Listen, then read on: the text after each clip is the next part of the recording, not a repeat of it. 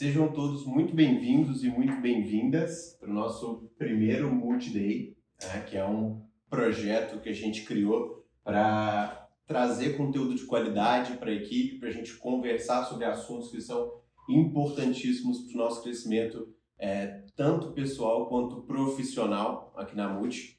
E hoje, para a gente abrir esse quadro e para falar sobre performance e desempenho, Rodrigo da BES. Seja muito bem-vindo, Rodrigo. Obrigado. Bom, o Rodrigo da BES, ex-executivo de multinacional, já fez negócio no mundo inteiro, né, Rodrigo? Hoje é consultor de performance, escritor desse livro aqui, que é um livro maravilhoso, chamado Transformação, o Poder do Mago. É um livro que tem aqui não só grandes insights, mas também comentários de OLX, iFood, Banco Inter, Banco Mercantil e várias outras marcas que você também já trouxe a performance, Rodrigo. E para a gente iniciar, conta um pouquinho para a gente qual foi a sua trajetória, quais são as empresas que você já levou a performance e que história é essa de mago? Bom, primeiro para me apresentar, né? Porque a gente se conhece, mas a gente não sabe a história, né? Um do outro. Meu nome é Rodrigo da BES, eu trabalhei durante muitos anos como executivo, trabalhei numa multinacional, depois num grupo nacional, e ali por volta de 2011, 2012, eu tive um diagnóstico muito difícil de saúde, né? E naquele momento ali, os médicos me deram uma expectativa de vida de 1 ano, né? 1 ano de vida, e foi terrível, dificílimo para mim, para minha família. Na verdade, só sabíamos eu e a minha esposa, minha família não sabia, os meus pais, os pais dela, os meus irmãos, meus filhos não sabiam. E foi uma caminhada duríssima. Eu ainda era diretor de uma empresa nacional bastante grande, respeitada, tinha que viajar o mundo inteiro, ficar fora de casa. Era uma batida bem pesada. E quando foi ali em 2015, no início de 2015, eu decidi sair da empresa, porque eu achei que era o momento de me dedicar 100% à minha saúde. Afinal de contas, me deram uma expectativa de vida em 2011, 2012 de 1 ano de vida. Quando eu cheguei em 2015 vivo, né? Falei, bom, é hora de me dedicar mesmo completamente a isso para fazer dessa expectativa de vida uma expectativa muito maior, né? E graças a Deus, por volta ali de maio de 2016, abril, maio de 2016, essa doença não foi mais diagnosticada, o que para mim é um milagre, um negócio muito bacana, porque é uma doença sem cura, mas que no meu caso houve a cura, né? Não havia mais o diagnóstico. E ali foi um momento de muita alegria, mas um momento também de ter que repensar toda a minha carreira, porque eu já tinha mais de 40 anos de idade, tinha saído do mercado, já tinha gastado uma grana violenta com tratamento, com tudo quanto há, e tinha que começar a minha vida do zero, né? E ali eu tive que tomar a decisão do que eu ia fazer. Foi ali que eu decidi, né, começar o trabalho de consultor, pegando toda essa experiência que eu tinha e tudo mais.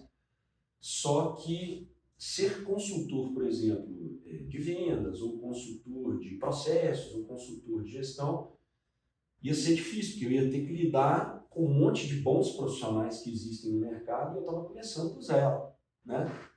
E aí, para começar do zero, eu falei, bom, vamos tentar começar algo diferente. E aí nasceu a ideia de uma consultoria de performance, né? Graças a Deus, essas consultorias deram muito certo. Eu tive a oportunidade de trabalhar com empresas e com executivos de várias empresas muito legais, né? Como XP, Banco Inter, Banco Mercantil do Brasil, MRV, WeWork, Encamp, enfim, empresas legais do cenário nacional, Santa Clara, é até injusto falar nomes, então eu posso esquecer de algum, né? E construir resultados muito legais, tanto para a vida desses executivos quanto para a vida dessas empresas. E aí o Alexandre, um grande amigo, que era o camarada responsável pelo meu marketing na época, chegou um dia e falou, cara, eu não sei se você percebe o movimento que você faz na vida das pessoas e das empresas, que é um movimento de transformação. E o mágico faz mágica, o mago transforma, né? E eu te acho um transformador de pessoas, de empresas e tal. E começou a me chamar de mago, brincando com isso e tal. Um dia um cliente meu ouviu, a coisa acabou pegando e tal, e aí essa brincadeira virou, né, o apelido do mago. E daí a ideia do título do livro, Transformação, o Poder do Mago. O Poder do Mago. Uma ótima história, Rodrigo, e eu estou muito ansioso para a gente entrar mais a fundo sobre performance. E também eu tenho certeza que você tem muito para poder compartilhar aqui hoje, mas antes da gente fazer isso, eu gostaria de propor um jogo rápido. Não sei se você gosta de jogar. Gosto. Então, vamos lá. É um jogo chamado Na Boleia. É um jogo bem rápido mesmo, e você tem duas opções. Se você concorda com a afirmação, você vai falar filé. Se você não concorda, você vai falar bucha, ok? Beleza. Então, vamos lá. Vou ler aqui. Performance é a mesma coisa que desempenho. Bucha.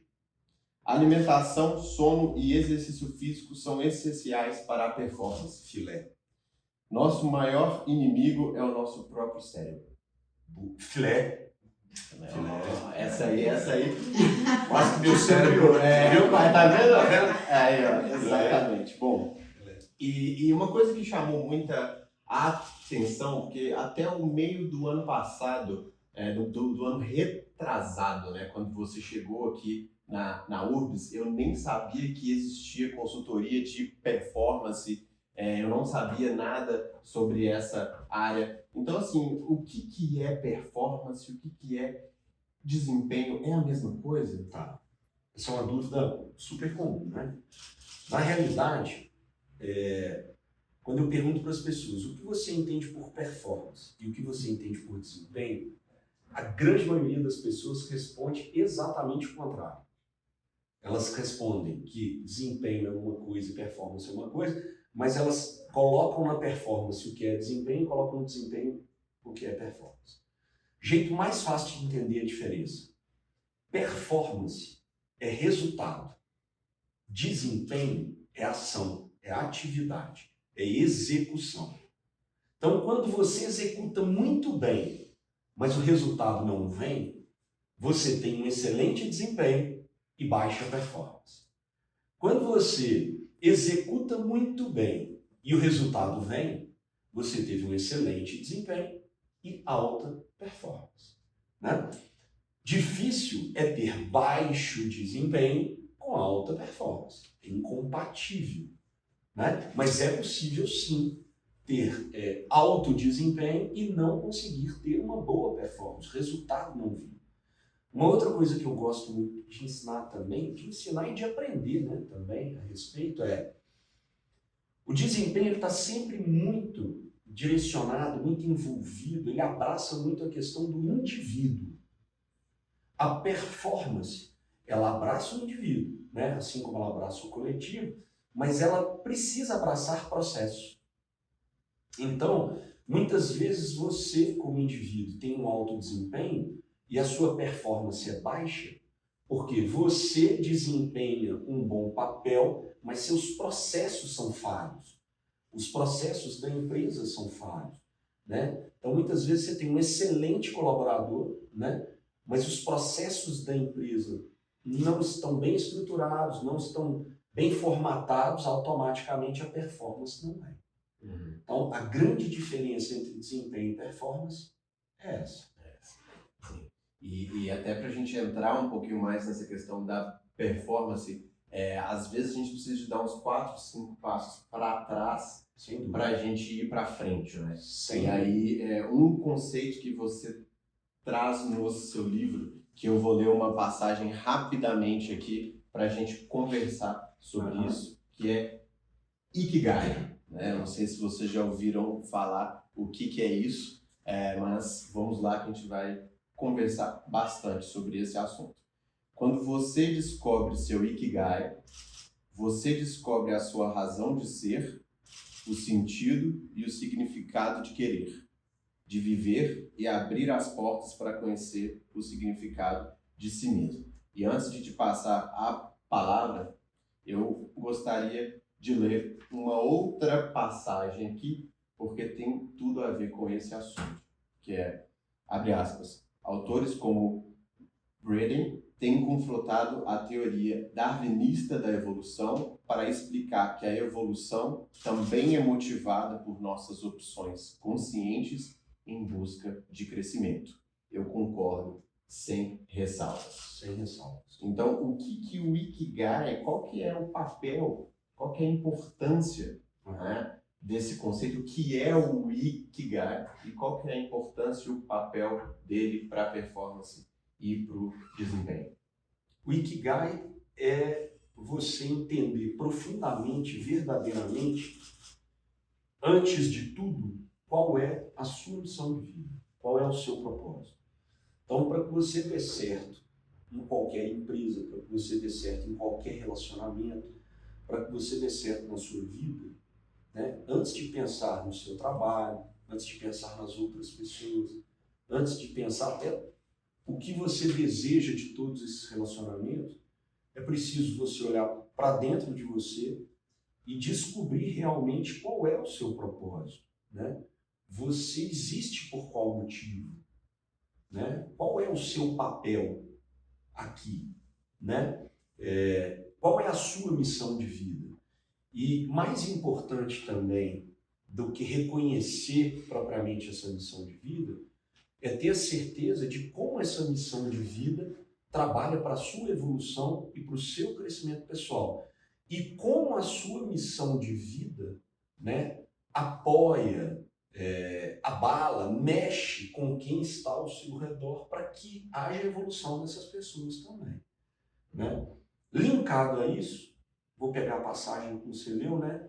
O Greg Braden, que fala no Human by Design, que é o nome do livro, eu não sei se tem em português, mas ele fala uma coisa muito legal, que outros autores também falam, que é o seguinte, a evolução darwinista, né, Darwin, ele tem uma ideia de evolução que basicamente diz que para evoluir, o mais forte em algum momento elimina o mais fraco, ou o mais forte evolui ao ponto de transformar fraquezas em forças, né? E a gente estudou isso na escola, a gente cresceu com esse conceito, mas ele é muito pequeno, ele é muito raso, porque se para eu evoluir e ser melhor, eu tenho que ser mais forte que você, né?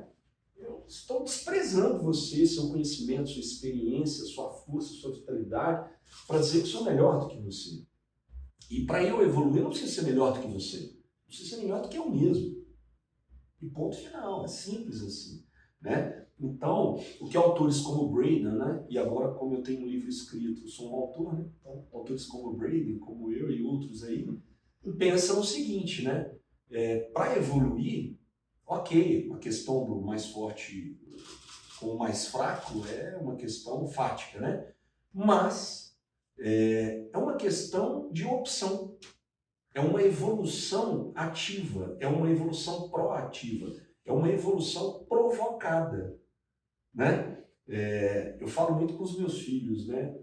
Eu já tenho um filho casado e outro que está virando já um adulto aí.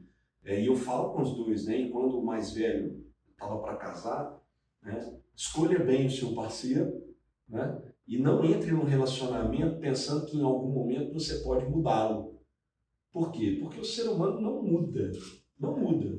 Nasceu e vai morrer do mesmo jeitinho. Ah, para, sério, é o que eu penso. Mas o ser humano evolui. Então você não muda, mas você evolui. E essa evolução, ela pode ser uma evolução orgânica, ou seja, você ficar sentado com a boca aberta, olhando para o tempo, esperando ela vir, né? E ela pode ser provocada, né? Ela é uma evolução orgânica quando seu pai e sua mãe te mandam para a escola, por exemplo, esperando que você evolua, né? Mas depois que seu pai e sua mãe deixam de mandar em você, quem passa a mandar em você é você mesmo, você que está no volante, né, no comando da sua vida. E aí cabe a você decidir se você quer partir em busca de mais ou de menos evolução. E aí você falou, por exemplo, de sono, do descansar, do ler, do absorver, do procurar, né? Enfim, tá tudo na sua mão, né? Então, o desejo de evolução é seu. Eu sempre brinco com os meus amigos que o importante na vida é você ter ambição. Só que todo mundo confunde ambição com ganância. E a ambição, ela tem muito mais a ver com aquilo que você quer alcançar, o seu desejo, os seus sonhos, aquela raça de chegar e pegar para fazer. E a ganância tem a ver com aquela questão da fixação, né? De você... De ser algo que você quer tanto que faz mal para você, né? Então é muito importante você ter ambição da onde você quer chegar enquanto ser humano. Não, e tem algumas palavras perigosas, né? Ignorância, por exemplo. A gente acha que ignorante é burro. Não, se ignorante fosse burro, não tinha a palavra ignorância, era burro. Era burro. Não é isso? E ignorar é não ter conhecimento. Então, às vezes, existem pessoas inteligentíssimas, mas que ignoram uma informação. Tem a ignorância daquela informação, né? Exatamente. Isso não quer dizer que a pessoa é despreparada. Eu mesmo mudei a minha rotina de uma forma muito severa de alguns meses para cá. E eu me cobro muito, até porque o meu objetivo é levar as pessoas que estão junto comigo para o crescimento, né? Como eu sou ali CEO, esse é o meu papel fundamental aqui dentro. Eu sempre brinco, né? Para quem está comigo há mais tempo sabe que eu falo muito que eu não trabalho para os meus clientes, eu trabalho para vocês. Porque esse é o meu papel aqui dentro, né? E nessa linha eu mexi com saúde, alimentação, com rotina, né? E aí eu queria que você falasse sobre como que isso impacta a performance e diretamente o nosso desempenho no dia a dia. Bom, engraçado, né? Quando a gente pensa se esse trabalho de consultoria de performance dá certo ou dá resultado, né? Nós já estamos juntos numa consultoria na empresa há mais de um ano, né? E quando nós nos conhecemos, a minha proposta foi: vou ajudá-los a melhorar a performance, ou seja, a melhorar o resultado. E nós estamos em vias de dobrar o nosso faturamento. Então quer dizer que está dando certo, né? Para nós. Graças a Deus. Muito certo. Né? Ainda bem. E aí, quando a gente para pensar nisso, uma das mudanças provocadas lá no início da consultoria com vocês, e é a mesma mudança que eu tento provocar em todos os clientes, né, é uma mudança de hábitos. Né? Se vocês não leram, eu sugiro que leiam o livro O Poder do Hábito, do Charles Duhigg. Né? Ótimo livro. Que é um livro incrível, assim como o livro Essencialismo, que é uma aula, né, de objetividade e tudo mais. Vejam bem, rotina e agenda são problemas graves e reais da grande maioria das empresas e dos executivos que eu conheço, pelo menos. Né? As pessoas têm uma dificuldade maluca de entender a importância desses conceitos, que são muito simples, mas muito complexos se você não lidar bem com eles. Né? Eu sempre digo, rotina é toda atividade importante e que necessita obrigatoriamente de repetição. Agenda é toda atividade importante e específica no tempo. Então, uma consulta no médico é algo muito importante, mas é algo marcado no tempo, é uma agenda. Agora, nossa consultoria, toda semana, né, da hora tal a hora tal, né, toda terça-feira, no dia ali, naquele horário específico, é uma rotina. Né? E é muito engraçado, porque além do trabalho com as empresas, eu faço muito trabalho com empresários, com executivos, com atletas profissionais. E para poder mexer na performance do cara, né, para mexer com o desempenho do cara, a primeira coisa que eu faço é estabelecer para ele uma rotina produtiva. né? Por quê? Porque se você hoje acorda às 8, amanhã às 9, se você chega hoje no trabalho 8h30, amanhã 8h15, amanhã 8h27, se a sua reunião com a equipe nessa semana é na segunda, na outra é na quarta, na outra é na quinta. Quer dizer, as pessoas, primeiro, elas não conseguem se organizar, nem você, né? Você nunca tem definido para você o horário certo para começar, o horário certo para terminar, o dia certo para fazer. Quer dizer, você mesmo provoca uma confusão cerebral para você na luta desnecessária. E para a equipe também, né? Claro. E além disso, né, de novo, né, o nosso cérebro ele pode ser o nosso maior aliado ou o nosso maior inimigo. O poder está com a gente.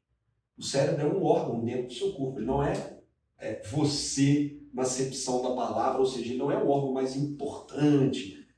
Todo órgão tem a sua importância, né? E é você que está no comando do seu cérebro, não o contrário. O seu cérebro não comanda você comanda o seu cérebro, né? Então, se você adestra bem o seu cérebro, se você ensina bem o seu cérebro, né? E uma das formas de fazer isso é hábito e rotina, sua performance aumenta, seu desempenho aumenta, né? Então, é necessário sim ter rotina, horário para começar, horário para terminar, né? O dia certo de fazer. E isso não pode ser confundido, né, com uma empresa dura, que não tem uma cintura né, flexível, é muita formalidade, muita burocracia. Não, mas a formalidade, a burocracia, a rotina tem papéis importantes dentro de uma empresa. O errado não é a burocracia, o excesso de burocracia, a burocracia, né? Então, ter agenda e ter rotina definida é fundamental. E até assim, não tem como lutar contra o nosso próprio corpo, né? Porque tem aquela questão do circadiano, né? Sim. Que é uma questão assim, de como que o seu corpo ele vai se comportando, se tem luz, se não tem luz, como que ele vai soltando ali os hormônios e até outras, eliminando também outras coisas para você performar em momentos do seu dia. Porque uma coisa que eu aprendi é não colocar reuniões na parte da manhã, porque é na parte da manhã que eu estou mais focado para poder fazer decisões mais importantes. Sim. Então isso mudou muito. E antes da gente continuar, 2 perguntas rápidas aqui para a gente prosseguir. Alguém tem alguma? Só levantar a mão. Tem? Você mais ou menos já respondeu a minha pergunta, mas eu queria entender melhor como que a performance do indivíduo ela impacta na performance da empresa. Como é que você trabalha isso nas suas consultorias? Legal. É impossível esperar que numa equipe todos tenham um desempenho idêntico, igual. Algumas pessoas desempenham um pouco mais, outras um pouco menos. Mas é possível equilibrar esse desempenho, equilibrar, né, as atividades de uma forma que a performance seja impactada positivamente? Sem dúvida alguma. Como eu disse, né, a performance ela tem muito a ver com os indivíduos, mas ela tem muito a ver com os processos. E quando a gente fala de processo, esse processo tem que ter início, meio e fim, e você tem que definir muito bem qual é o resultado que você espera de cada atividade. Então, o jeito mais simples, mais rápido de fazer com que a equipe tenha um equilíbrio e que o resultado final não seja impactado de uma forma negativa por desempenhos desequilibrados é você realmente ter regras muito claras, né, do jogo que a equipe vai jogar. Ou seja, onde começa, por onde passa, onde termina. Qual é o resultado que a empresa realmente espera dessa equipe naquela atividade?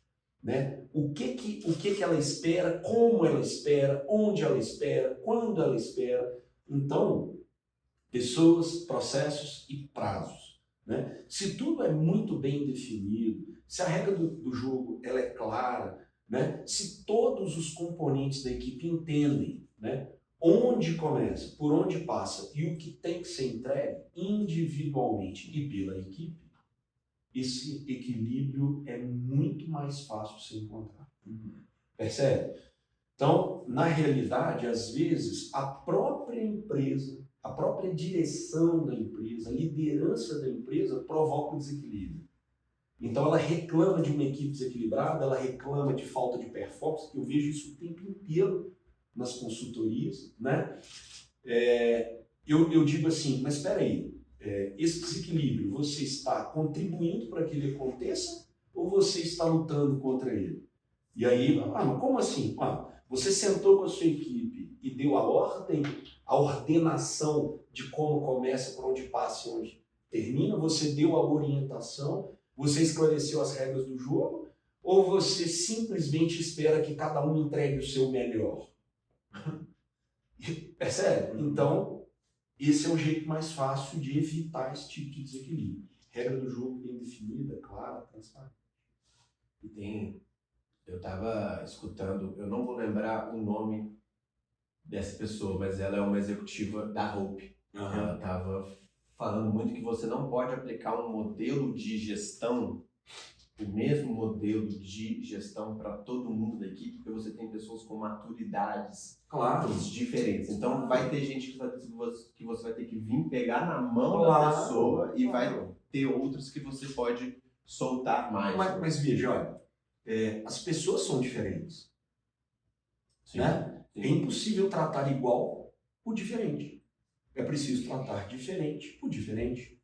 Né? Agora, o tratar diferente, o gerir as pessoas de formas diferentes, não abala a regra do jogo clara e definida para um resultado comum. Com certeza. Esse é o primeiro ponto. Segundo ponto, às vezes eu chego na consultoria e vejo um gerente dizer assim, né? Nossa, Dabé, você precisa me ajudar, cara. Nossa, minha equipe tá fraca demais. Pô, mas peraí. A culpa é sua. Né? Você tem uma equipe fraca demais, é porque você é um líder fraco demais. Simples. Né? Eu nunca vi uma equipe top com um líder fraco. Assim como eu não conheço um líder top com uma equipe medíocre. Então, né, você, como líder, é um exemplo. A equipe é o seu reflexo. Né? Então, eu também canso de dizer para os executivos, né? Não é muito incomum, né, chegar numa empresa e o camarada dizer assim para mim, não, porque o pessoal aqui precisa de mais engajamento, o pessoal precisa se dedicar mais, precisa sentir a empresa na pele, né? Chegar no horário, cumprir as tarefas, né? Cumprir as ações, legal. Aí ele dono da empresa, ele marca uma reunião comigo, quarta-feira, 8h30 da manhã e chega às 9h40. É um ótimo exemplo, né? Outro dia eu estava numa consultoria numa empresa e a gente falando sobre engajamento, e um dos gerentes chegou às 11 horas da manhã e a reunião estava marcada com ele às 9. Peraí, como é que eu vou cobrar engajamento de você se eu não tenho? Que líder engajado é esse? Que dono de empresa engajado é esse? Mas eu sou dono da empresa, eu chego a hora que eu quero. Maravilha, então não cobre das pessoas uma atitude de engajamento oposta a essa que você tem, porque é impossível, né? Então, eu até acho assim, aquela história de ser o primeiro que chega, o último que sai, não precisa ir nesse elástico, né? Você não vai ser o melhor líder do planeta porque você chega uma hora antes de todo mundo e sai uma hora depois de todo mundo. Mas você sim tem a chance de ser um líder incrível se você chega na hora que você diz que vai chegar e se você sai na hora que diz que vai sair. E ponto final. Né? Outra coisa também que me incomoda, né? É o camarada que, ontem eu trabalhei até as 11h30 da noite. Puxa vida, que pena que você é tão incompetente para gerir seu tempo. Me dá uma dó danada. Né? Ou então aqueles camaradas que dizem, não, porque tem 5 anos que eu não tiro férias. Puxa vida, como você é incompetente. Que triste. Né? Todo mundo precisa do descanso, da descompressão. Então, se você chega no horário e tem foco, você realiza o que é preciso ser realizado. Você sai no horário. Você não precisa chegar antes e sair depois. Você tem que cumprir o seu horário, né? Fazendo com foco. É isso. Alguém tem mais alguma pergunta para a gente continuar? Tem um comentário. Na verdade. Vamos lá. É o seguinte. Aham. de ser um bom líder, ser um exemplo. E numa aula que eu tenho assistido, eu estou fazendo um MBA em comunicação e marketing. Que legal. Um Eu sou professor... formado em comunicação também. Ai, a gente é amigo de professor. Uma aula que eu tenho que é sobre liderança, desempenho e tal, o professor sempre comenta que normalmente os líderes eles têm a percepção de que é a equipe que tem que servir a ele. Sim. E que na verdade é o contrário. O líder que tem que estar ali para servir a equipe, para poder as coisas funcionarem nos trilhos. E aí ao mesmo tempo, que esse mesmo professor, aí você comentou sobre a gestão do tempo, de tem 5 anos que eu não tiro férias. Ao mesmo tempo, ele citou sobre... Ele tem uma empresa e, ao mesmo tempo, ele é instrutor do BOP. Tá. Aí, ele falando que tem uma colaboradora que, assim, quando ele fez a entrevista, ela falou que ela não gostava de ter horário. Sim. Sabe? Que ela gostaria de ter horário flexível e que, para ele, isso foi um choque, mas, ainda assim, ele a contratou e que, a partir de então, ele adotou esse horário flexível na empresa dele e tal. E aí, só que, assim... Ele falou assim, que hoje, por exemplo, eu não fiz nada da minha empresa, mas aí na hora que eu chegar em casa, eu vou começar a fazer o que eu tenho que fazer, e se eu precisar da Jaque, que é o nome da colaboradora dele, se ela estiver dormindo, ela me atende e começa a fazer o que eu quero que ele faça, que eu faça, sabe? Que eu preciso que ela faça por mim. E aí, isso eu discordei. Claro, né? Porque assim, se ela, beleza, que ela não tem um horário tem um horário flexível dela, mas se ela já fez o dela o dia inteiro, por que enquanto ele não fez... Aí ela vai ter que abrir mão do descanso dela para fazer também. E olha que legal, né? Ele deu uma aula muito legal no início para desfalar tudo que ele falou no final, né? É contraditório. Contraditório. O que acontece? Quando eu comecei a trabalhar como diretor na última empresa, no último grupo nacional onde eu trabalhei, no meu primeiro dia de trabalho com os meus gerentes, eu disse uma frase, eu disse algo para eles e... Algumas dessas pessoas com quem eu mantenho muita amizade até hoje, que trabalharam comigo, foram meus assistentes de diretoria, ou foram meus gerentes na diretoria, até me emocionaram um tempo atrás, porque um dia nós nos encontramos para jantar juntos e 2 deles viraram e falaram assim, cara, quando você falou aquilo no primeiro dia de reunião, na sua primeira reunião na empresa, você mudou a minha vida como profissional, com o que você falou. E o que eu falei? Né? No meu primeiro dia com eles, em volta da mesa, eu disse para eles, o que eu, como seu líder, posso fazer por você para que você possa me entregar o seu melhor resultado? Então, veja bem, é o que eu faço por você para que você produza. E o verdadeiro líder, né, o líder servidor, ele não trabalha para ninguém. Ele trabalha por alguém. Então, eu não trabalho para você. Eu trabalho por você. Eu trabalho para que você possa entregar o seu melhor resultado. Percebe? Você, liderado, não trabalha para mim. Você trabalha por mim. Você trabalha pela empresa.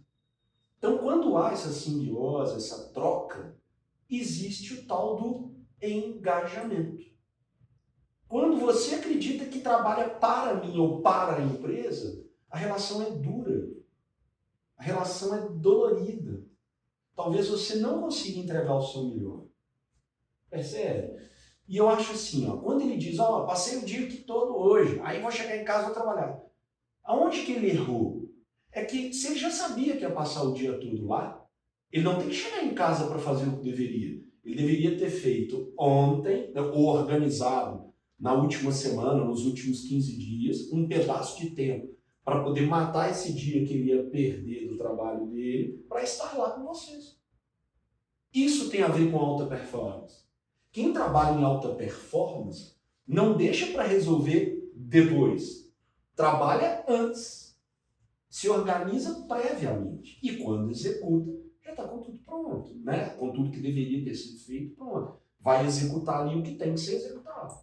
É isso. Bom, essa pergunta que não quer calar, e é uma coisa que na minha vida está ficando cada vez mais claro, que conquistar não é o mais difícil. A gente tem quando a gente sai de um lugar que a gente não tem, a gente fica assim, cara, como é que eu vou conquistar essa coisa.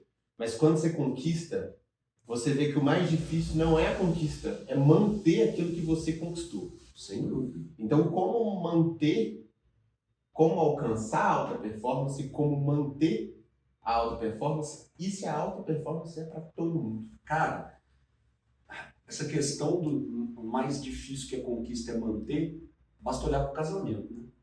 Se alguém aqui é casado, né? O conquistar não é a parte mais difícil.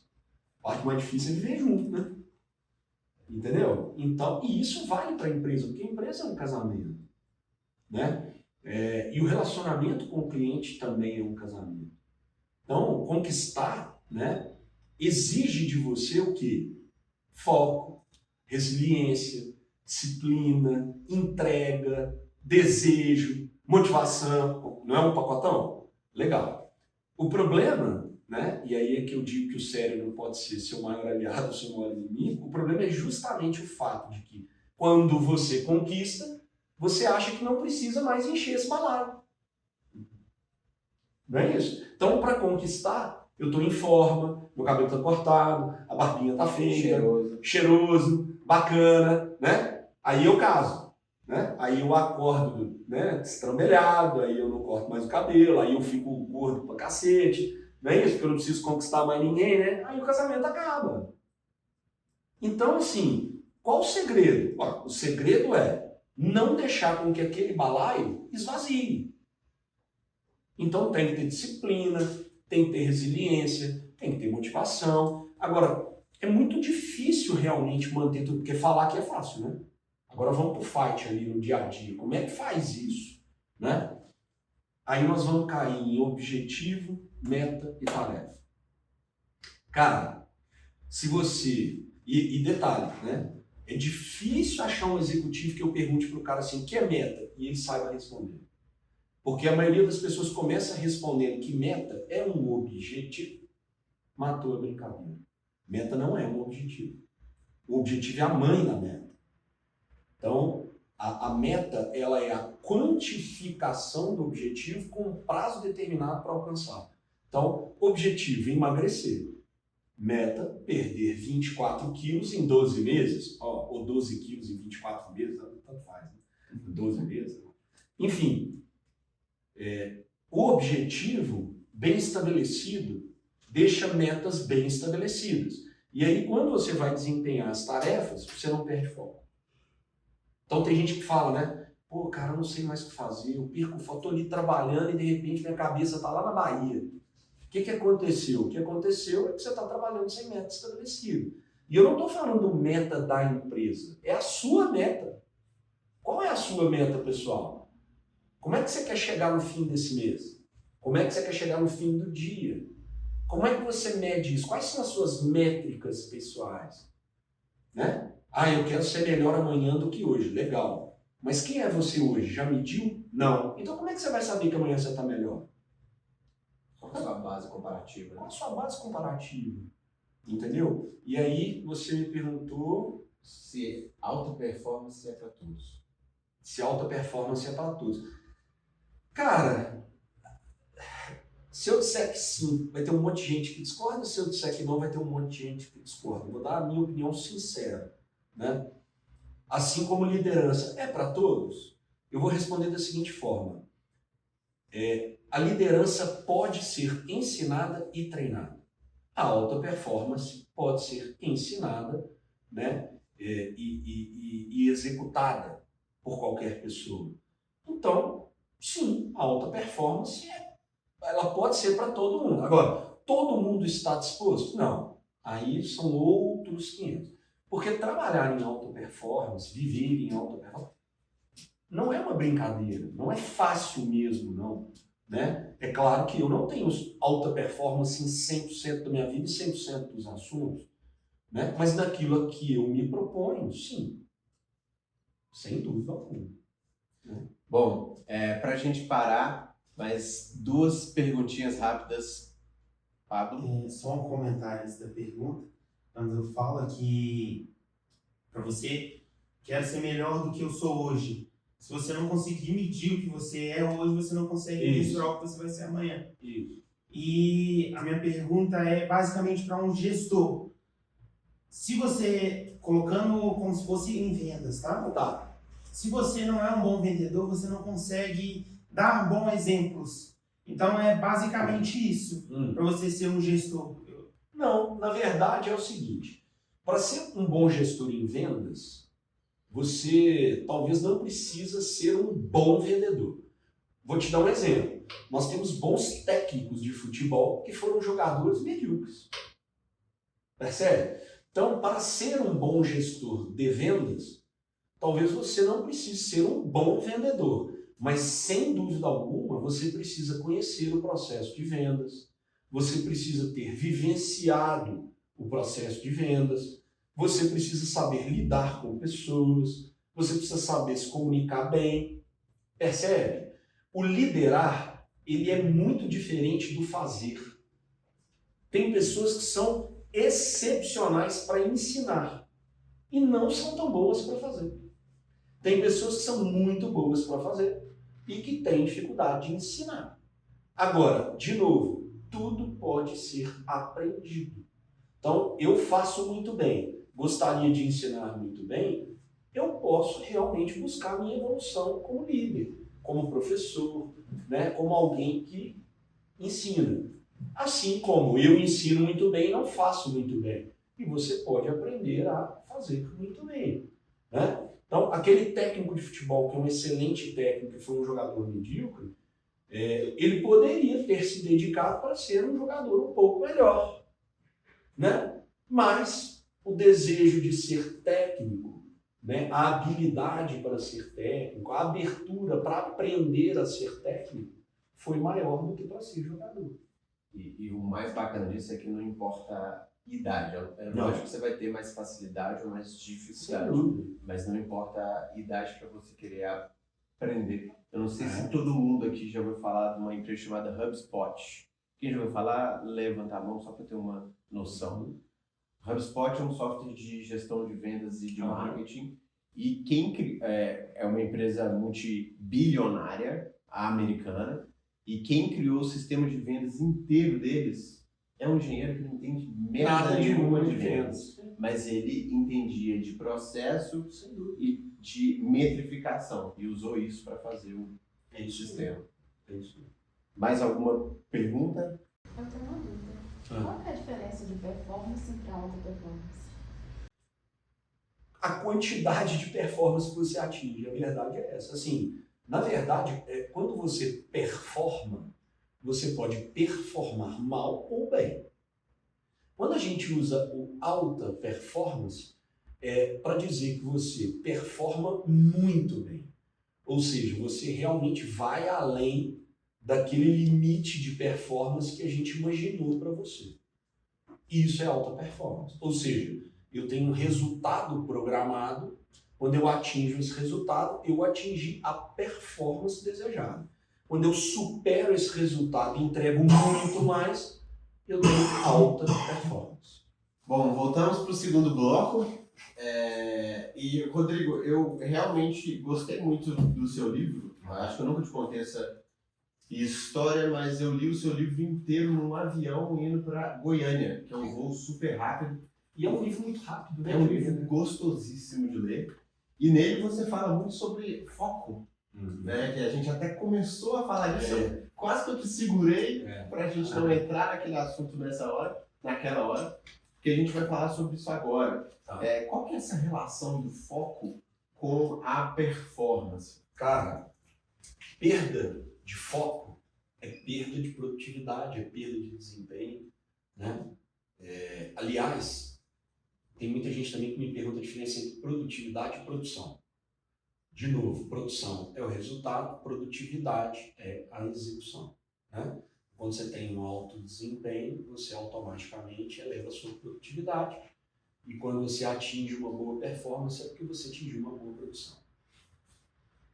Então, com relação a foco e performance, né? Bom, se nós estamos falando de pessoas, processos, de prazo, de resiliência, disciplina, etc. e tal, foco é fundamental. Então, perda de foco é perda de desempenho, é perda de produtividade, né? E automaticamente vai atacar a sua performance também. O problema é que a cada 10 pessoas com as quais eu converso, 8 têm problema com perda de foco. TikTok, Instagram, toda hora estão querendo roubar seu foco. Mas o maior problema aí é assim, óbvio que existem muitos ladrões de foco, né? As redes sociais, por exemplo, são um. Mas de verdade mesmo, a gente também tem que tomar cuidado para não transferir a responsabilidade para fora da gente, né? Então, o problema está com as redes sociais. Não, o problema está com você que não consegue parar de acessar as redes sociais. O problema não está com as redes sociais. Entendeu? Então, na realidade, eu bato muito na tecla do seguinte: se você quer evitar perda de foco, você precisa saber o que você quer. Você precisa estabelecer um bom objetivo, você precisa estabelecer boas metas, né? Se você não tem meta, você perde foco, automaticamente, né? No meu livro, eu vou fazendo essas conexões, né? Por isso que eu começo falando lá do Ikigai. Porque se você não tiver um propósito de vida, se você não tiver uma missão de vida bem definida, se você não souber o que quer fazer de sua vida, isso vai atacando em cadeia tudo aquilo que você faz, tudo aquilo que você vive. Automaticamente seu foco fica todo disperso. Percebe? Então, e é uma coisa engraçada também, que você, não sei se você ainda vai comentar, mas do mesmo jeito que a falta de foco é um problema grave, o chamado ultrafoco também é. Uma coisa maluca, né? Ou seja, existem aquelas pessoas que têm uma capacidade de colocar foco tão absoluto naquilo que estão fazendo, que se pegar fogo no prédio, o cara morre queimado fazendo o que ele está fazendo, né? O foco dele é um foco absoluto. Isso é legal? Né? Essas pessoas, regra geral, têm um bom desempenho na atividade que estão executando? Tem, porque ela está ultra focada. Mas, acredite, pode haver problema de performance. Porque vamos lembrar, desempenho é a sua atividade, a performance é o resultado. E quando você está muito ultra focado ali na sua atividade, você esquece do resultado. Então, também é um problema. Né? Tudo na vida é equilíbrio, né? E aí, para ter um foco bem definido, objetivo e meta bem definido. Eu acho que o que também impacta muito o foco e até aquela última pergunta, aquela última afirmação que eu fiz ali no jogo, né? Que é a questão da mente. É a questão de você estar bem consigo mesmo, com o seu corpo, fazendo aquilo que você moralmente acredita, né? Isso, as pessoas elas não entendem a importância da moral e da ética. E aí a inteligência emocional ela entra muito aí também, né? Que hoje inteligência emocional é um assunto que a gente escuta em todos os lugares que a gente vai ler, que a gente vai ouvir alguma coisa. Livros, best-sellers falam muito sobre isso. E assim, a inteligência emocional, qual que é esse papel que na minha visão é fundamental dela, né, nessa busca pela performance? Nosso papel é fundamental, né? Tudo tem a ver com equilíbrio, né? E a inteligência emocional equilibrada, né? Você trabalhar para equilibrar a sua inteligência emocional, para evoluir a sua inteligência emocional, é fundamental, né? Porque às vezes você trabalha buscando alto desempenho, você está de olho ali no resultado para entregar uma alta performance, né? E aí você tem um burnout, né? O estresse te come pelo pé, né? Por quê? Porque ou você está gerindo mal o seu tempo, ou você está com um acúmulo violento de atividades, você não está conseguindo fazer essa relação, né, do fazer e entregar com inteligência, né? Então, a inteligência emocional é fundamental. Por isso que o ultrafoco também atrapalha tanto, porque é importante ter ali os pontos de descompressão, né? É importante, né, buscar esse equilíbrio entre uma atividade e outra, né? Acho que as empresas têm evoluído muito nisso, né? Acho também que algumas empresas pecam pelo excesso, né? Mas tem que ter o ponto de descompressão, né? Aqui, por exemplo, na empresa, vocês têm espaços de descompressão, né? Então você está aqui trabalhando, você pode sair no espaço, você pode conversar com as pessoas, você pode sentar no sofá, né? Você pode ver uma televisão, você pode jogar, você pode passar o tempo ali de uma forma mais agradável para voltar com uma energia renovada. E até para dar espaço para o seu cérebro trabalhar. Sem dúvida alguma. Porque as melhores ideias normalmente vêm quando você está no focado. E no final das contas também, né? Eu acho o seguinte, se eu perguntar, por exemplo, os colaboradores da empresa, né? A nossa empresa aqui, a Multi, ela é uma empresa B2B, B2C, onde você encaixa ela? O que é B2B? Né? Business to business, ou seja, de empresa para empresa. Né? E o B2C é de empresa para o consumidor final, para o cliente final. Então, por exemplo, uma padaria ela é B2C. Né? O camarada vende o pão para quem vai comer esse pão. Né? Nós aqui seríamos o B2B, ou seja, eu não vendo para alguém consumir o que eu vendo. Na verdade, eu vendo para outra empresa, uma empresa vendendo para outra empresa. Na realidade, a gente vem aprendendo com o tempo que o tal do B2B e B2C acabou. O que vale hoje é o 8-to-8, de humano para humano. Né? Por quê? Porque, na verdade, você não vende para uma empresa, você vende para uma pessoa que trabalha na empresa. Muitas vezes, né, você tem um contrato com uma empresa, você vende para essa empresa há 15 anos, né, o relacionamento é maravilhoso, e aí o comprador daquela empresa morre. Aí entra no lugar dele outro comprador e acaba com o contrato com você. Dispensa seus serviços. Pô, tem 15 anos que eu estou aqui prestando um excelente serviço, pois é, mas mudou a pessoa e ela não teve empatia com você. E aí? Né? Então, as relações são relações humanas. Né? Então, a inteligência emocional para entender isso, para se relacionar bem, né? Para desenvolver um network produtivo, né? Principalmente nesse momento de tanta intolerância, né? De tanta falta de respeito entre as pessoas. Se as pessoas tivessem noção do impacto que isso pode causar no médio prazo e até no longo prazo com relação aos relacionamentos, elas não agiriam dessa forma. E essa questão da inteligência emocional está mais presente no nosso dia a dia do que a gente acha. Muito e assim, mais. É você saber ser chamado a atenção, Claro. e não levar aquilo para o lado pessoal. Maturidade. A equipe te cobrar, pô, você pediu para fazer isso, mas não deu certo. Então você Posso dar um exemplo também? mais básico ainda do que esse que você deu? Com certeza. Assim, que as pessoas ficam chocadas quando eu dou, e é verdade, né? E que vai de encontro à inteligência emocional, né? Eu atualmente estou prestando consultoria em 14 empresas durante a semana, de segunda a sexta. É uma loucura, né? Por quê? Porque eu tenho que trocar a chave na cabeça, né? Na terça-feira, por exemplo, são 4 empresas durante o dia, né? E tem empresa pequena. Empresa pequena, empresa grande, empresa gigante, enfim, beleza. Mas não importa o tamanho da empresa, o que a empresa faz, o jeito da empresa.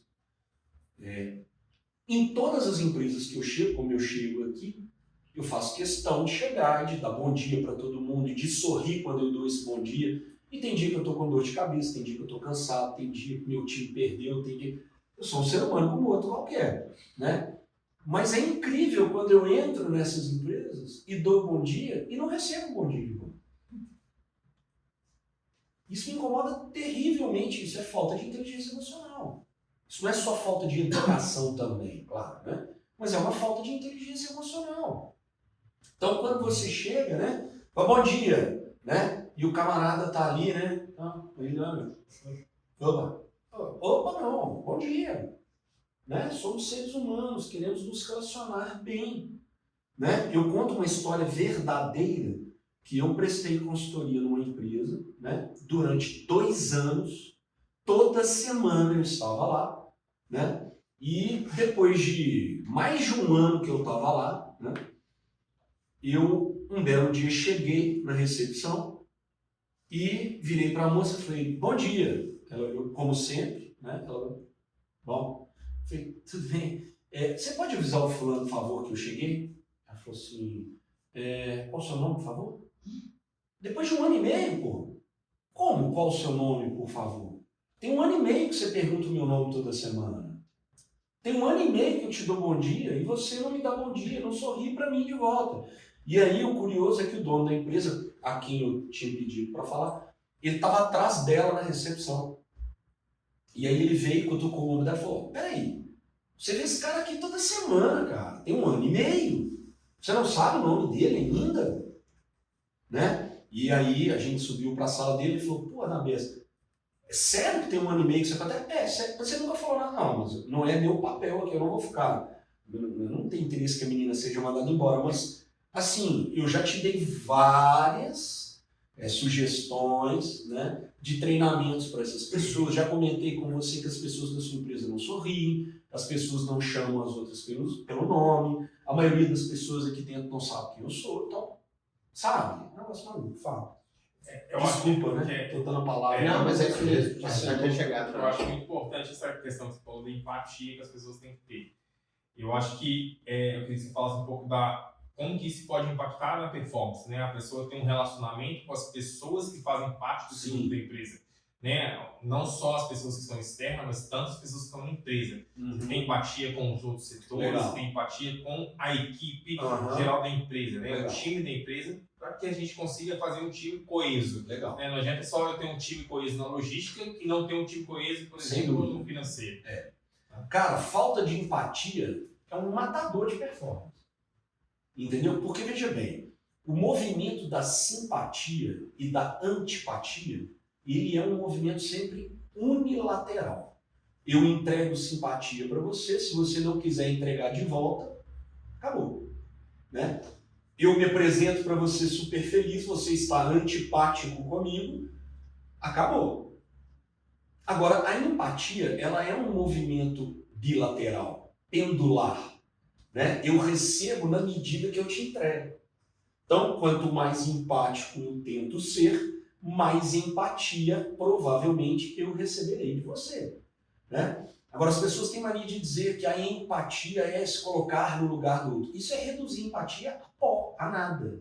A empatia não é só isso. Inclusive, tem uns vídeos muito legais, né, de um camarada chamado Paul Zak, né, Z-A-K, e ele fala muito sobre geração de empatia, ele dá muitas dicas legais. E assim, ao longo dos anos, né, eu gosto sempre de falar de alguns gatilhos assim, disparadores da empatia. Por exemplo, chamar a pessoa pelo nome que ela gosta de ser chamada. É um gatilho de geração de empatia. Né? Então, se eu viro para você e falo Guilherme, e você diz, não, me chama de Gui, para que eu vou ficar chamando você de Guilherme? Se eu sei que você gosta de Gui. Da mesma forma, né, o apelido é um bullying corporativo perigoso. Não é só escolar, não. Né? Então, eu chego aqui e brinco com você, né? Ô, paçoca, tá? Não sei o quê, porque o cara adora paçoca e tal. E ele se incomoda. Né? Ele pode até não falar nada, mas essa brincadeira vai minando a energia do cara. A alegria de trabalhar dentro da empresa. Por causa de uma bobagem de um apelido. Né? Outra coisa, né? O sorriso. O sorriso toca mais do que a mão. Quando eu falo e sorrio para você, automaticamente eu estou me abrindo para você, para receber o que você tem de melhor.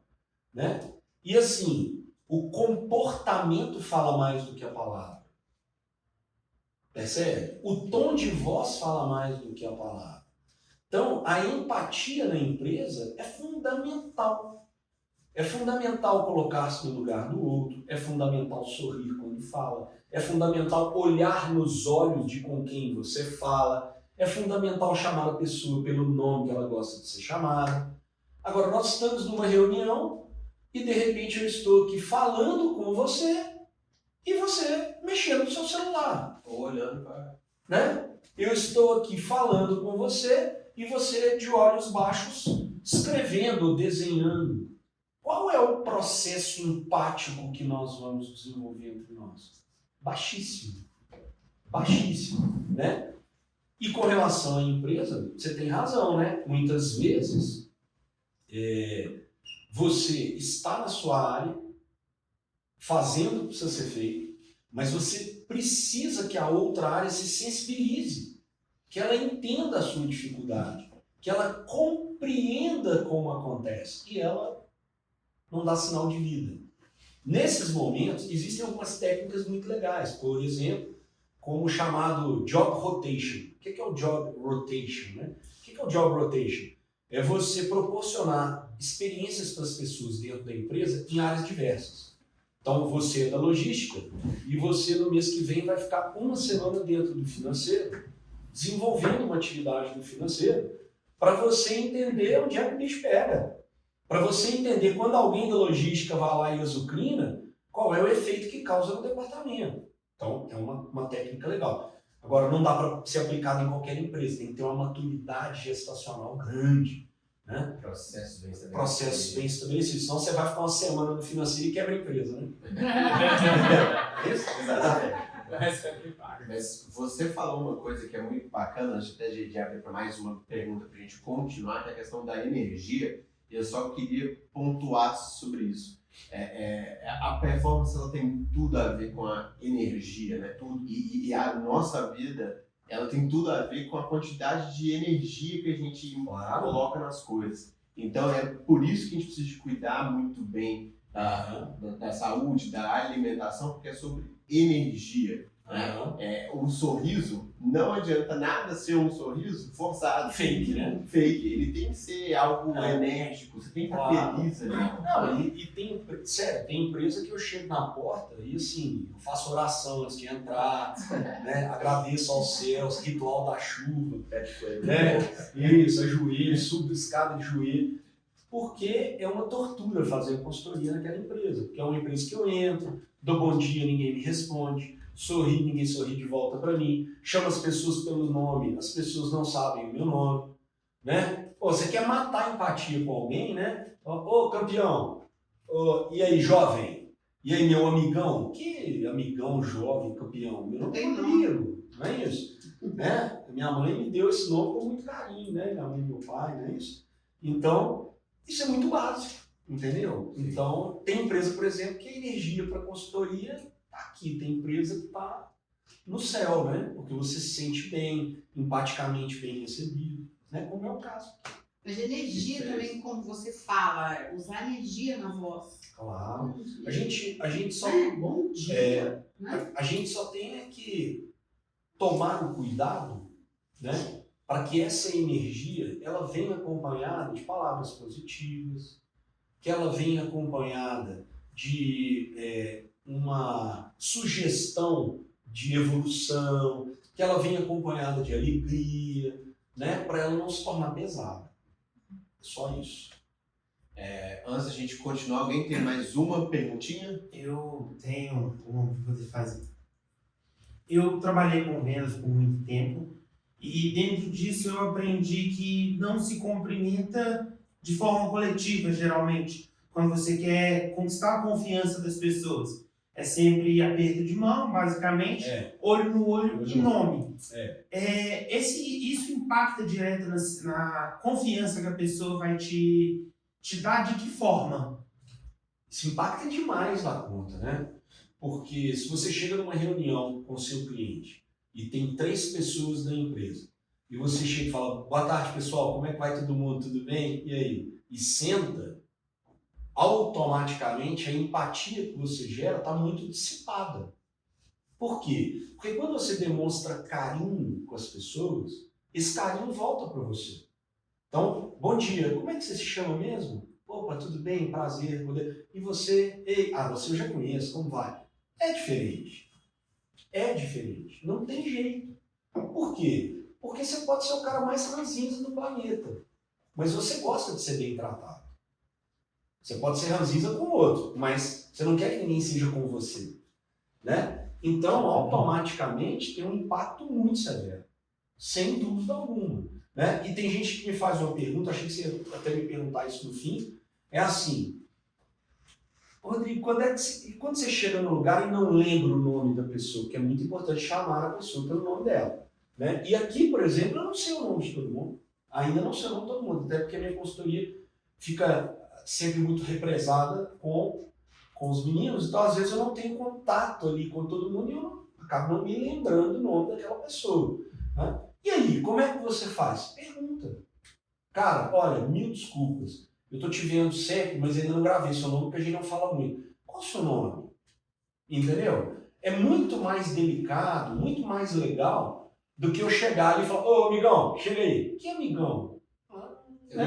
Mas assim, ó, cara, aqui não é uma família. E se o Guilherme, Natália, Mara, Raimundo venderem essa ideia, ó, procura outro lugar, sai correndo. Porque empresas não são famílias, cara. A empresa é uma empresa, ela é um ente para dar lucro. Nós temos que trabalhar com alegria, com prazer, nos tratar com respeito, com tolerância, respeitando as diversidades, etc. Mas nós não somos uma família. Porque a família vai muito além de uma empresa. A família envolve, né, um nível de contato e enfim, de intimidade que a gente não tem aqui na empresa. Né? E aí, para piorar, no final, ela falou assim, não, e eu falei isso com ela. Aí ela falou, não, desculpa, eu não quis dizer família assim. É assim, é que nós somos grandes amigos. Né? Não, de novo, você está mentindo de novo. A reunião dela no fim, na hora que terminou, meu sócio falou assim, Jesus Cristo, tadinho, ela vai ter que procurar um psicólogo agora, porque né, você destruiu o mundo dela. Não, não é que eu destruí o mundo dela, é porque as pessoas, elas querem ser agradáveis e falam um monte de coisa que não precisa ser falada, porque é uma bobagem. Né? Ela falou, não, porque nós somos grandes amigos. Eu falei, fulana, peraí, nós não somos grandes amigos. Você já foi na minha casa? Eu já fui na sua? Você já abriu a geladeira lá de casa sem pedir? Você chutou a bunda dos meus cachorros? Chamou meus meninos pelo apelido? Né? Ficou bêbada lá dançando com minha mulher na beira da piscina? Então, sim, nós não somos amigos. Entendeu? Assim, amigos no sentido, nós somos grandes amigos. Nós somos amigos profissionais, nós temos respeito profissional. Eu adoro o seu trabalho, gosto de você como pessoa. Mas para justificar o fato de você estar saindo da empresa, você está esticando uma corda que gera antipatia. É o famoso acolher para depois bater. Ah, não, mas veja bem, o problema até é assim, ó. Realmente, né? Ela estava tentando acolher para depois bater. Mas no fundo, o maior problema não é nem esse. O maior problema, no final das contas, é a pessoa usar disso para sensibilizar você. Seria muito mais legal ela dizer, olha, estou saindo com o coração na mão porque eu gosto mais daqui, mas nesse momento eu estou precisando de grana. Pô, Deus te abençoe. Né? Agora, olha, eu estou saindo daqui, mas estou deixando minha família. Estou sentindo que eu estou traindo a minha família. Oh, meu Deus do céu.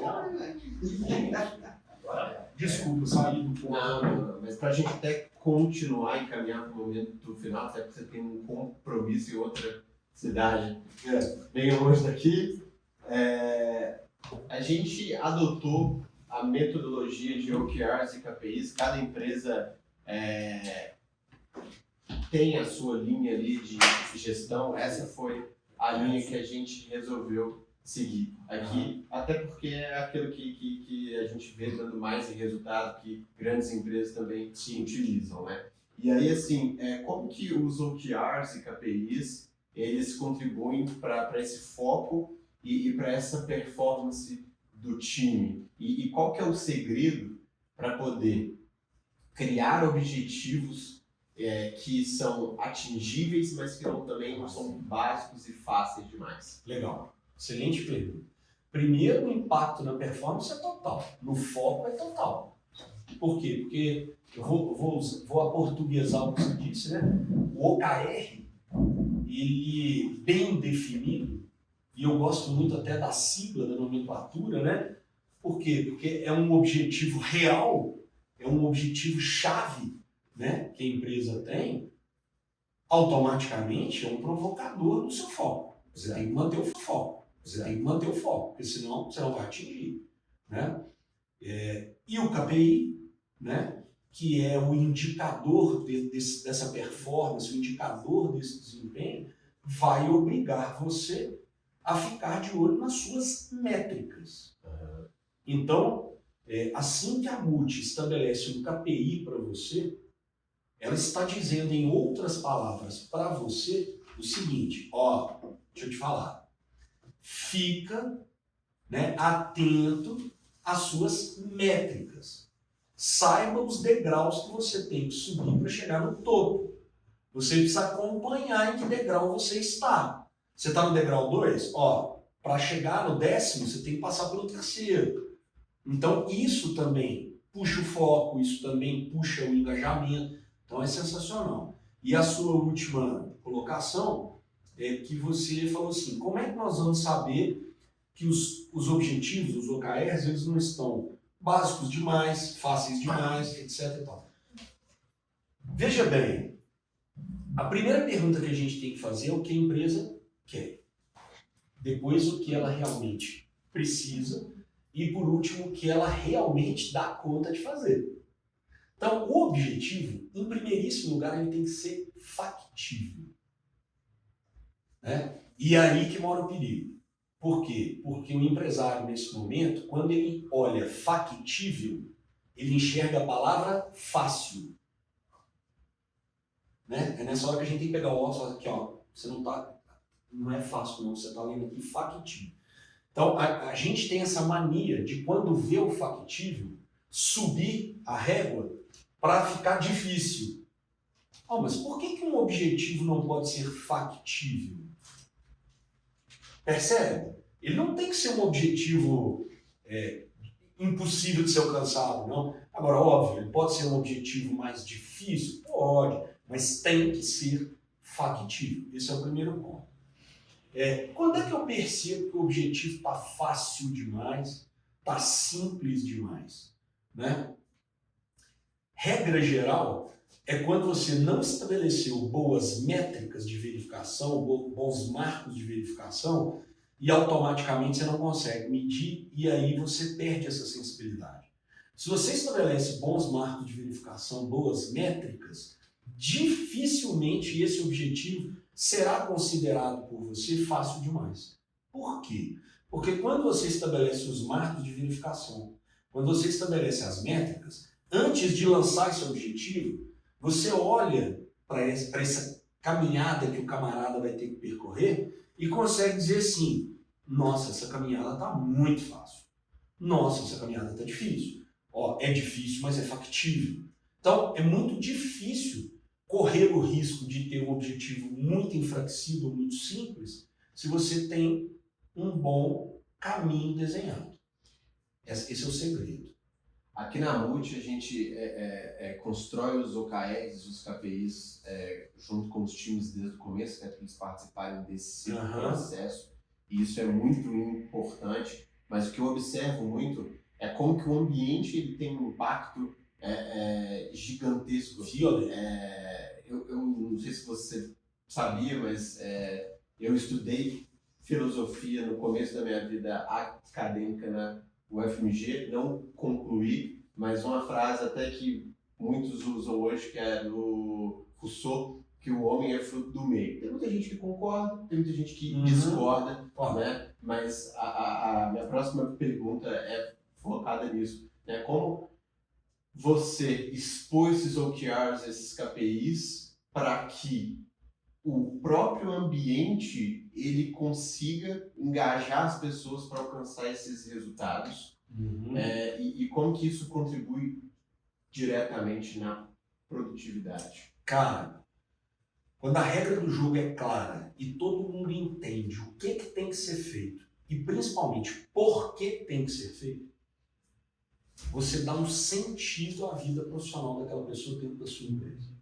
Então, a pior coisa que pode acontecer é você chegar para um colaborador e dizer, faça isso, né? E ele entender o que ele tem que fazer, mas ele não entende por que ele tem que fazer. Que resultado isso vai gerar. E qual é o impacto desse resultado para ele. Positivo e negativo.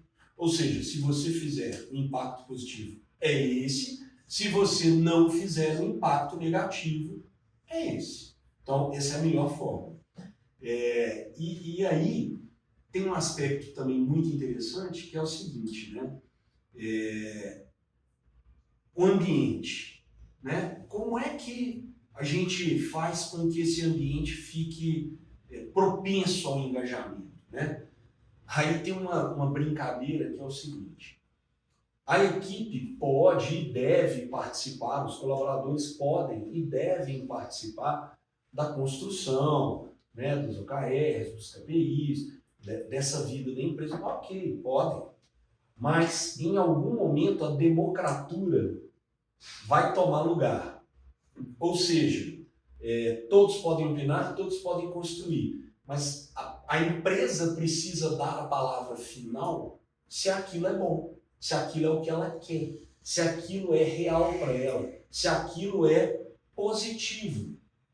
Porque senão, eu convido você para construir um KPI comigo, um OKR comigo, nós fazemos a construção, mas o que essas ferramentas estão entregando como resultado não é o que a empresa quer ou o que ela precisa de fato. Então, nesse momento, é o papel da liderança, do CEO, que vai chegar e vai dizer, olha, né, ou do gerente, ou do diretor, enfim, que vai chegar e vai dizer assim, olha, produzimos aqui um OKR incrível, mas ele ainda não se enquadra no que precisamos. Então, nós vamos ter que mexer aqui, ó. Vamos tirar essa bolinha amarela e vamos botar uma bolinha roxa, porque é isso que a empresa precisa. E aí tem que ter uma maturidade muito grande do grupo de entender o seguinte, né? Ai, nós passamos um tempão aqui construindo, Guilherme chegou e desconstruiu. Não, não é isso. É porque ele é a voz da empresa, ele é a liderança que vai dizer que aquela bolinha amarela não produz. O que produz é a bolinha roxa. E não é porque ele é o dono da empresa, ou porque é o diretor da empresa, ou o gerente. É porque ele está amparado, aí sim, pelo propósito da empresa, pela missão da empresa, pelos valores da empresa, né? Pela visão da empresa. Percebe? É isso. Antes da gente continuar, até fazer as duas últimas perguntas, mais duas perguntas para... são as duas últimas. Acho que a Mara ia fazer uma. A Mara ia fazer uma. Eu ia, mas já fui. Já respondi? Você falou, e também sobre essa desconstrução, né, do trabalho que vem outro, a equipe também tem que ter maturidade. Muita. Maturidade para entender Muita. que naquele momento precisa ser mudado. Muita maturidade. Eu acho que essa maturidade, ela inclusive pode ser provocada quando a liderança realmente explica os porquês. E eu acho também que até a liderança, é claro que ela não está dentro do processo de cada setor. Claro. Ela, às vezes, aquele setor, ele tem os objetivos e está atingindo aqueles objetivos. Aí ele vai e fala assim, eu vou dificultar, porque eu estou achando que eles estão atingindo. Fácil, Só que ele não sabe o caminho que é para percorrendo para poder manter aqui. Por isso que eu falei. Né? É muito importante ter essa a sensibilidade. sapiência, a sabedoria, a maturidade do líder nesse momento é o que eu falei, né? É andar com óculos no pescoço aqui para colocar a cara no momento adequado, para não correr o risco de ler fácil quando ele deveria estar lendo factível. É por isso que eu falei que você já tinha respondido. Legal. Né? Porque senão tira aquela vontade da equipe. Apaga a motivação, né? Quebra o engajamento, Isso. O efeito é É contrário. muito importante. Paulo, você gostaria de fazer a última? Assim, é só para a gente resumir, eu acho assim, quais são os pontos que você acha mais importantes para que um colaborador tenha performance? O que ele tem que mais se atentar? Legal, vamos lá. Cara, primeiríssimo lugar, para ter um bom desempenho, uma boa entrega de performance, você estabelecer para você sua rotina de trabalho. Então, você definir realmente durante a sua semana quais são os pontos em que você, durante a sua semana, obviamente quinzena, mês, semestre, bimestre, ano, mas quais são aquelas rotinas que você precisa cumprir? Porque elas são obrigatórias, a repetição é obrigatória. Primeiro passo. Segundo passo, você não pode abrir mão de um bom controle de agenda, da gestão do seu tempo, ok? Então, é muito importante, por exemplo, antes de ir para uma reunião, que a pauta dessa reunião esteja definida. Para você não ir para a reunião para falar do nada. Outra coisa, os compromissos internos da empresa, eles têm que ter hora para começar e para terminar. para você conseguir controlar a sua agenda dentro do tempo estimado. Terceiro, planejamento prévio, organização prévia. As pessoas vão para as reuniões, para os encontros de trabalho, para as negociações, para as atividades, e elas começam a perceber as necessidades delas durante a atividade.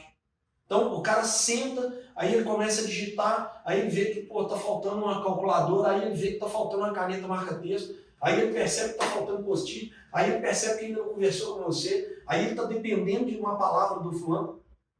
Por que antes de começar a atividade, você não pega uma folha de papel e escreve para você mesmo o roteiro dessa atividade? Onde ela começa, por onde ela passa, onde ela termina. Que resultado você espera dela? Quais são as ferramentas que você necessita? Que recursos você precisa? Quais pessoas você precisa envolver nessa tarefa? Por quê? Porque previamente você se organiza, você se estrutura e aí você parte para a execução, né? E, como eu disse, né, eu acho que a maior dica de todas aqui, né, é você realmente saber exatamente o que você quer para você, né, e o que você quer dentro dessa empresa, né, e saber também o que a empresa quer e se isso é compatível com você. Se vocês estão, né, num meio em que essa simbiose seja possível, porque aí esse relacionamento ele fica feliz, ele fica agradável, ele fica positivo, ele fica produtivo, entendeu? Então, se eu pudesse resumir assim, né, eu trabalharia muito para poder fazer a minha definição do que eu quero, né? Eu teria rotinas muito bem definidas, eu teria uma agenda muito bem estruturada e gerida, e eu trabalharia, sim, fortemente na organização do meu preparo prévio. Ou seja, eu nunca deixaria para poder resolver na hora ou depois. Eu me prepararia sempre antes. E a questão da saúde? Guilherme, saúde ela é fundamental, né? Porque é igual o tempo, né? Dinheiro a gente perde, mas tem a chance de ganhar de novo. Tempo a gente perde e acabou. Não volta mais. Você não recupera mais. Né? É a mesma coisa, é saúde. Né? E essa saúde é saúde física, saúde mental, né? Saúde financeira. Porque as pessoas pensam no termo saúde de uma forma muito restrita, né? É a saúde física. Ok, mas e a saúde mental? Né? Ah, mas a mental faz parte da física. Ok, bacana. Mas eu estou falando no sentido de saúde dos relacionamentos, né? Saúde daquilo que você entrega para as outras pessoas, da prosperidade que você gera, né? E a saúde financeira também, né? Porque muitas vezes as suas decisões acabam sendo impulsionadas, né, por uma grana que falta, por uma grana que você tem extra, né, e acaba fazendo alguma bobagem que não deve, né, por alguma decisão que você toma em função de algo que inclusive é externo, né, que é o dinheiro. Então, saúde, cara, é fundamental. Até com relação à saúde, a rotina, de novo, terá um papel fundamental. Fundamental. Ah, eu faço exercício 3 vezes na semana. Ah, é que dia? Ah, tem dia que eu faço segunda, quarta e sexta, tem dia que eu faço terça, quinta e sábado, tem dia que eu faço segunda, terça e quinta. Cara, a quantidade de confusão mental que você está provocando para você mesmo, desnecessária, é maluca. Você está fazendo o seu cérebro trabalhar multidimensionalmente sem a menor necessidade. Né? Se você tivesse tudo bem estruturado, a entrega é muito maior. Você gasta muito menos energia. É isso. Com certeza. O nosso cérebro sempre procura formas de economizar energia. Sim. E aí, caminhando para o final, uma pergunta que é muito batida, para ver se eles vão votar em você, tá? Mas brincadeiras à parte. Se você pudesse pegar uma máquina do tempo e voltar lá atrás e ver o Rodrigo lá no começo, aquele Rodrigo que queria fechar negócio, até atuando no mercado de logística também, e e ironia que queria construir a sua vida, qual seria o conselho que você ia dar para esse cara? Um conselho só. Que pergunta, hein, velho? Apertei sem abraçar, né, Rodrigo? Cara, o conselho, se eu voltasse no tempo para dar um conselho para mim mesmo, fale menos e ouça mais. Sem dúvida alguma. Em muitos momentos da minha vida, de maturidade, não é nem questão de jovem, mas de maturidade, ou de impetuosidade, né? Ou naqueles momentos em que a testosterona está muito alta, né?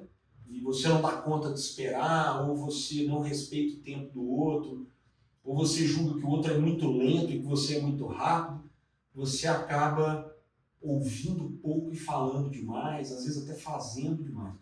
Então, sem dúvida alguma, eu diria, meu velho, ouve muito, ouve, mastiga, depois você fala. Na cultura chinesa, você que já fez negócio com eles, né? Eles têm algo que é muito bacana, que é assim, sempre tem alguém que fica muito quieto a reunião inteira. E é essa pessoa que normalmente tem que tomar a decisão no final. Ela estuda tudo ali. Para depois dar uma martelada, né? Isso. Para a gente finalizar, 3 dicas de livros ou filmes sobre performance e desempenho que você deixa para a gente. Vou dar dicas de livros aqui que até mais do que sobre performance, tão estritamente falando, mas que podem melhorar o seu desempenho automaticamente, a sua performance, né? Eu acho que o livro Essencialismo é essencial. É muito necessário ser lido antes de todos os outros. Eu acho que é fundamental. O segundo livro que eu mencionei foi O Poder do Hábito. Mas se você não falar o seu livro na próxima, a gente não vamos. O Poder do Hábito, eu acho que O Poder do Hábito é um livro assim, muito legal também, porque ele amplia muito a visão da gente sobre a formação do hábito positivo, eliminação do hábito negativo, né? E, cara, eu sou apaixonado pelo livro do Greg Braden, né? Que é o Human by Design. Mas eu não sei se ele já existe em português, não sei mesmo. Quando eu li ele, né? era em inglês. Né? Pois é, eu também li em inglês. Então, assim, se você tiver um inglês bacana, não deixa de ler, né? E se você não tem esse inglês bacana, procura, por favor, saber se já existe em português e me conta depois, né? Esse Human aí é H-U-M-A-N, o by é B-Y e o design D-E-S-I-G-N.